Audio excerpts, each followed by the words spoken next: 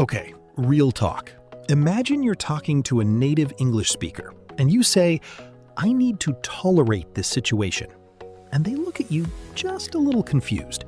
Not because your grammar is wrong. Your grammar is perfect, actually. But something feels off.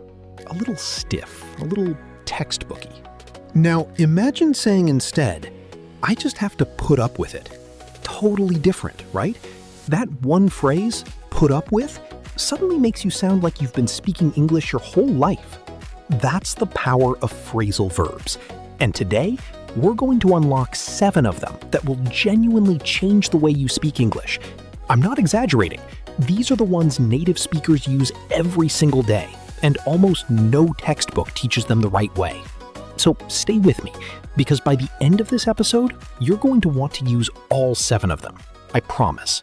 Hey! Welcome back to English with Jack, the podcast where we make English feel less like homework and more like hanging out with a friend. I'm Jack, and I am so glad you're here today. Honestly, phrasal verbs are one of my favorite things to talk about. And I know, a lot of learners hear phrasal verbs and they go, "Oh no, not these again." I totally get it. They can feel a little scary at first. You look at them and think, why does put up with mean tolerate? Where does that even come from? But here's the thing. You don't need to understand why they work. You just need to hear them enough times in real situations, and your brain will just get it. That's how languages actually work. That's how you learned your first language, right? Nobody handed you a grammar chart when you were 3 years old. So today, we're keeping it relaxed. We're going to go through 7 phrasal verbs together. I'll give you real examples, we'll do some little conversations, and I'll tell you about the mistakes people make with each one. Because trust me, those are the most useful parts. Let's go. Phrasal verb number 1. Okay, so the first one is bring up. And right away, I want to say this one has 2 meanings. 2. And they're both super common. So pay attention because we're coming back to that. The first meaning of bring up is to mention something, to start talking about a topic. Like you're at dinner with your family. Everything's nice and quiet. And then your uncle suddenly says, "So, are you ever going to get married?" And everyone gets uncomfortable. And later your mom says, "Why did he have to bring that up?" See, to bring something up means to mention it, to introduce a topic into the conversation. Here's another one. Maybe you're in a work meeting and someone says, "I want to bring up something we discussed last week." That just means, hey, I want to mention this thing. I want to talk about it. Now, the second meaning, and this one catches people off guard.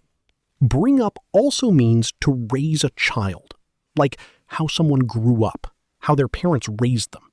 So you might hear, "She was brought up in a small town." That means she grew up there. Her parents raised her there. Or he was brought up to always say thank you.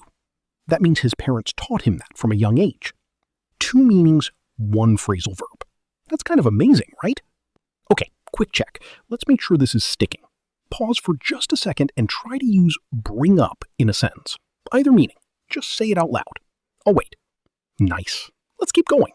Phrasal verb number 2, run into.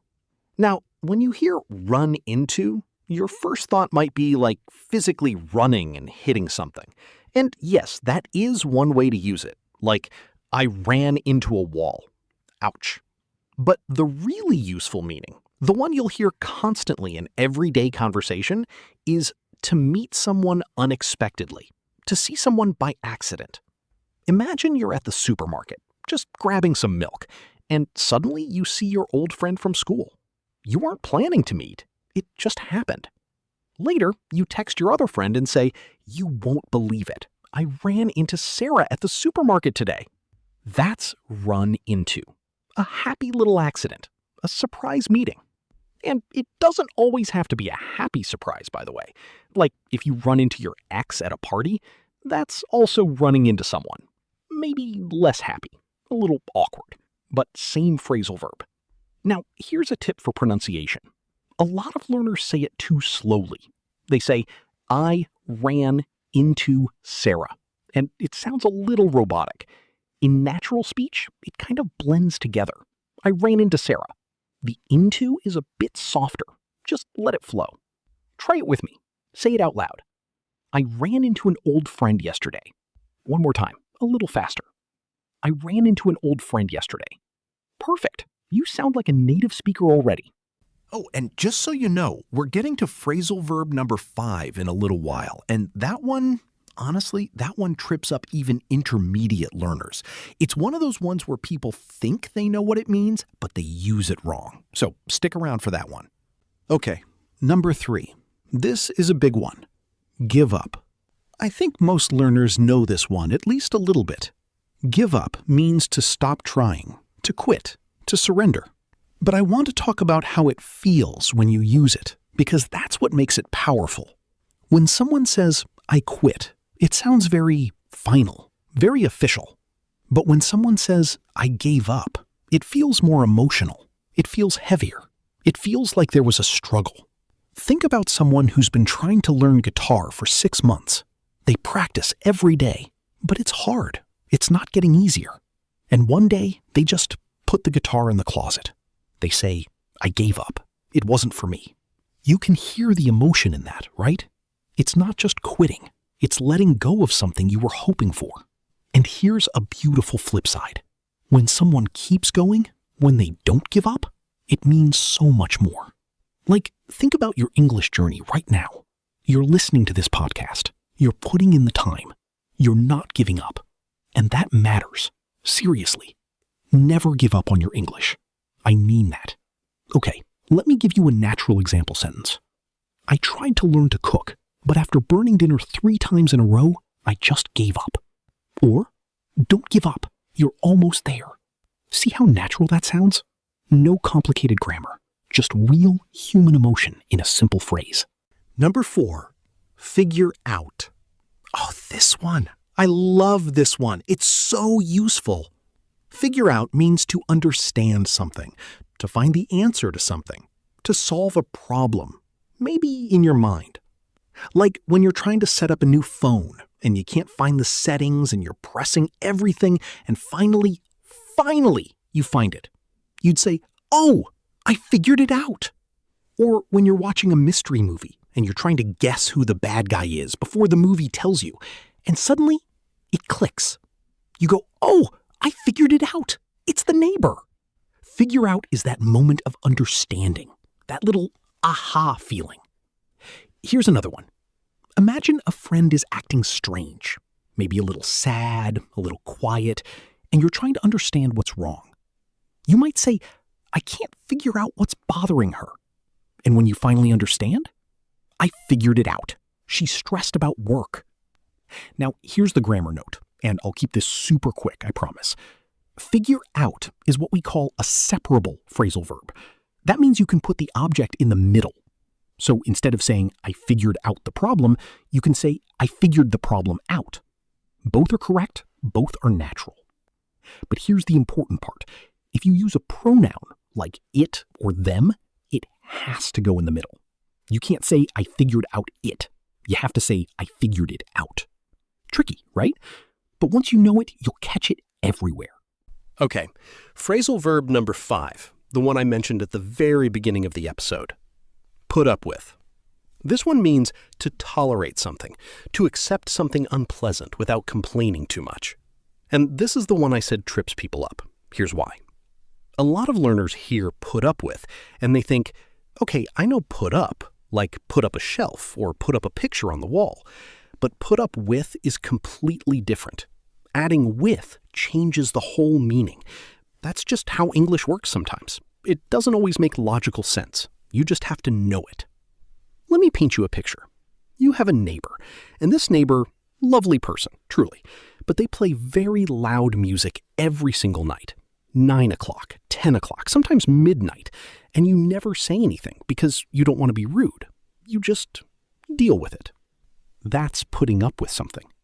You might say, I've been putting up with the noise for 3 months now.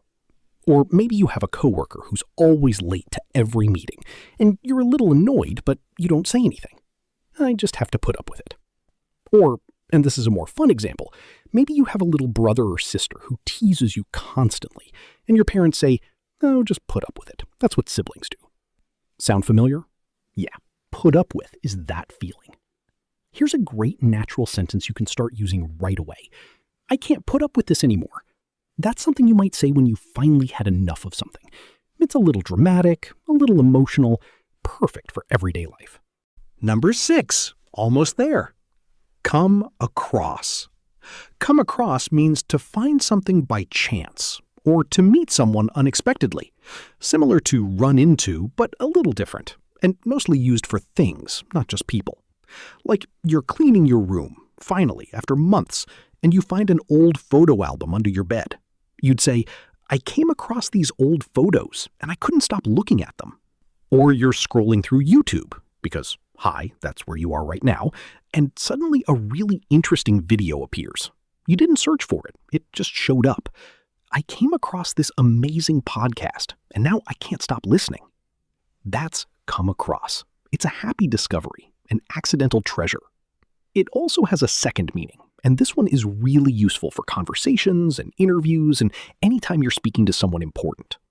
Come across can mean the impression you give other people, the way you seem to others. Like, in the interview, I was really nervous, but I hope I came across as confident. That means, I hope I seemed confident. I hope that's the impression I gave. Or someone might say, she comes across as very calm and friendly. That means, when you meet her, she seems calm and friendly. That's the impression she gives. So, come across is both about finding things by accident and about how you appear to other people. Two very different meanings, both very common. And here we are, the final one. Phrasal verb number 7. Look forward to.